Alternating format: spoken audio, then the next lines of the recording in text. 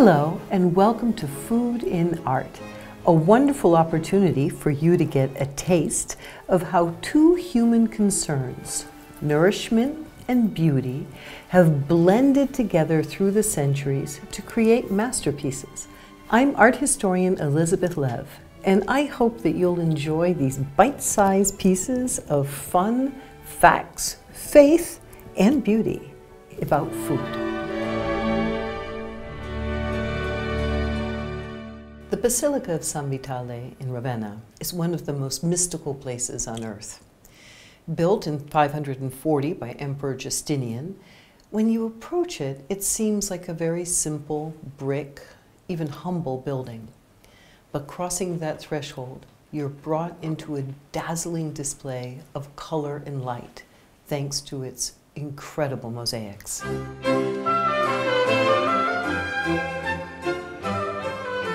That experience of wonder is repeated as you approach the sanctuary, where a narrative unfolds from the very beginning of that sacred space of the altar, leading you into the distant space of the apse. And the story that unfolds is the story of Abraham.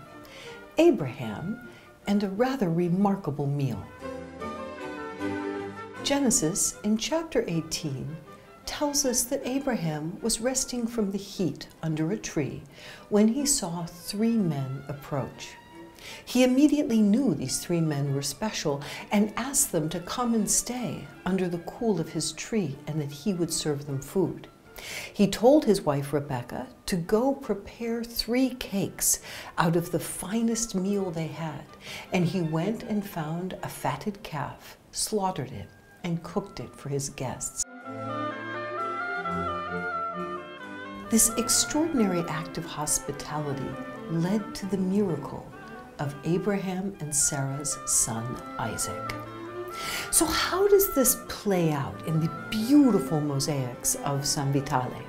Remembering that you would be looking at them laterally, you see at first Sarah inside a house with her hand to her chin in a sort of interesting position. From there, Abraham, wearing very simple clothes, the clothes of a farmer, reaches forward, his arms extended at full length to bring this calf to the men. The 3 men, who are identical, sit with their halos at a table with 3 identical loaves of bread in front of them. This is considered by theologians to be the first representation of the Trinity. This image continues to where we see Abraham again, no longer wearing the simple rags of a farmer, but wearing the white robe of a toga. He's been transformed to a patriarch, to a leader. But he now is being asked to sacrifice his son. In the beginning scene, he chose of his own accord to take one of his own animals to sacrifice. In the second scene, we see Abraham called on to make the most terrible sacrifice imaginable, to kill his only beloved son.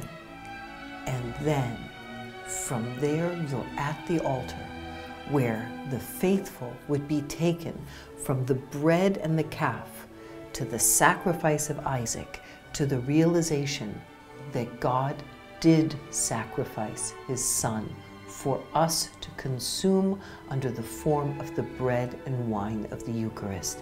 It's an image that, with all of its naturalistic detail, all of its beautiful color, helped people to understand the mystery of the altar, and then looking up above that altar against a gold background instead of the green grass that we see in the stories of Abraham, the personification of Christ surrounded by angels.